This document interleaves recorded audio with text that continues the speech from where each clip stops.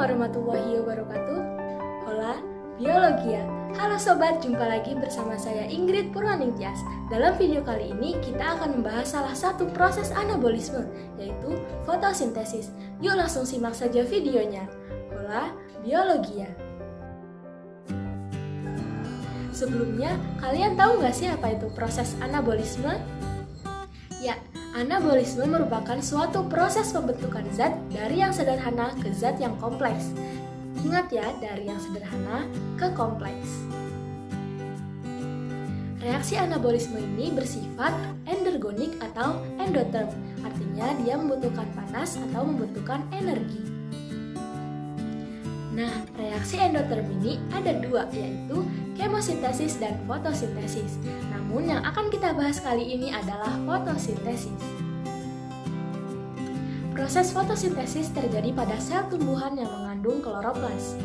Fotosintesis juga memerlukan cahaya matahari, karbon dioksida, serta klorofil yang terkandung dalam kloroplas.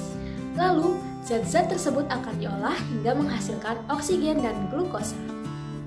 Fotosintesis terdiri dari dua tahap, yaitu reaksi terang dan reaksi gelap. Sebelumnya, mari kita lihat struktur kloroplas berikut ini. Kloroplas memiliki double membran, yaitu membran luar dan membran dalam. Lalu terdapat kantung. Kantung ini disebut tilakoid. Tilakoid yang bertumpuk-tumpuk disebut dengan grana. Di grana inilah proses reaksi terang terjadi. Lalu terdapat ruang kosong yang disebut dengan stroma. Di stroma inilah reaksi gelap terjadi. Baik, jadi ini adalah reaksi kimia fotosintesis. Perubahan karbon dioksida menjadi glukosa terjadi pada reaksi gelap. Sedangkan perubahan air menjadi oksigen terjadi saat reaksi terang. Mari kita bahas satu persatu. Reaksi terang lebih dahulu terjadi daripada reaksi gelap, karena hasil dari reaksi terang ini nantinya akan digunakan saat reaksi gelap. Apa sajakah hasilnya? Mari kita bahas sekarang. Reaksi terang terdiri dari reaksi siklik dan non-siklik. Nah, reaksi siklik ini menghasilkan produk berupa ATP, sedangkan non-siklik menghasilkan produk ATP dan NADPH2. Selain itu, terdapat pula reaksi fotolisis air yang menghasilkan O2. Nah, produk yang akan digunakan pada reaksi gelap adalah ATP dan NADPH2, sedangkan O2 akan dilepas ke udara. Mari kita simak proses reaksi terang.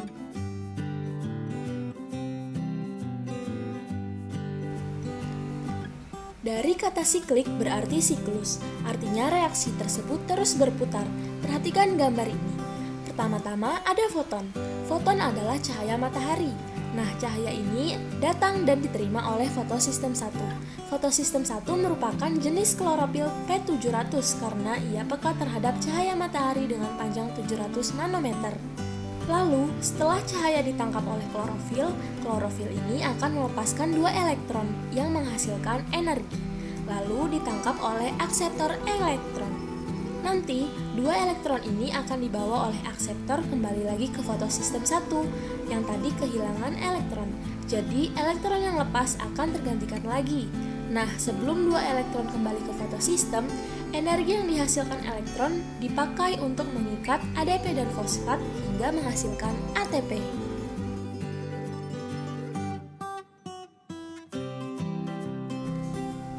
Fotofosforilasi non-siklik terjadi bersamaan dengan fotolisis air. Nah, di fotolisis air ini, H2O akan menghasilkan elektron, ion, serta oksigen. Fotofosforilasi non-siklik ini menggunakan fotosistem 1 dan fotosistem 2. Fotosistem 1 tadi menggunakan P700, sedangkan fotosistem 2 menggunakan P680. Nah, masing-masing klorofil ini, baik yang P680 maupun P700, sama-sama mendapatkan foton atau cahaya matahari. Maka masing-masing klorofil ini akan melepaskan dua elektron, lalu sama-sama ditangkap oleh akseptor elektron. Elektron yang ditangkap oleh akseptor di fotosistem 2 akan dibawa ke fotosistem 1 untuk menggantikan elektron yang lepas di fotosistem 1 tadi. Sebelum dibawa ke fotosistem 1, energi dari elektron ini akan mengikat ADP dan fosfat menjadi ATP. Lalu, elektron yang lepas dari fotosistem 2 ini akan digantikan oleh elektron dari fotolisis air. Lalu, pada fotosistem 1, elektron yang telah diterima oleh akseptor akan mengikat NADP plus H plus dari fotolisis air menjadi NADPH2 plus 2 elektron hingga menghasilkan NADPH.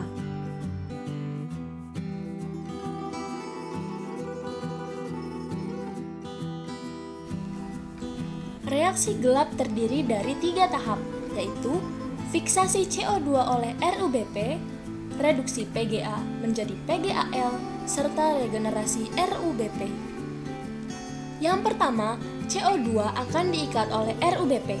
Nah, proses ini disebut dengan fiksasi. RUBP memiliki karbon 5, sedangkan CO2 ada 1. Jadi, akan menghasilkan senyawa yang berkarbon 6. Namun tidak stabil, oleh karena itu akan dipecah lagi menjadi 2 sehingga masing-masing ada 3 karbon PGA. Jadi, fiksasi itu merupakan pengikatan CO2 oleh RUBP menjadi 2 PGA. Yang kedua adalah reduksi. Seperti yang kita tahu, reduksi ini merupakan pengurangan biloks. Jadi, PGA ditambah H+. Nah, H+-nya dari mana? Dari NADPH hasil reaksi terang yang tadi. H plusnya diambil oleh PGA menghasilkan PGAL. Nah, pada proses pengikatan ini kan membutuhkan energi. Dari mana energinya? Yaitu dari ATP yang dihasilkan oleh reaksi terang. Lalu, sebagian PGAL akan disintesis menjadi glukosa. Nah, ini merupakan hasil akhir dari reaksi gelap. Sebagian PGAL-nya lagi akan mengalami regenerasi menjadi RUBP. Nah, pada regenerasi ini juga membutuhkan energi. Nah, energinya yaitu dari ATP tadi. Selanjutnya, proses tersebut akan terus berulang. Nah, begitulah proses reaksi gelap.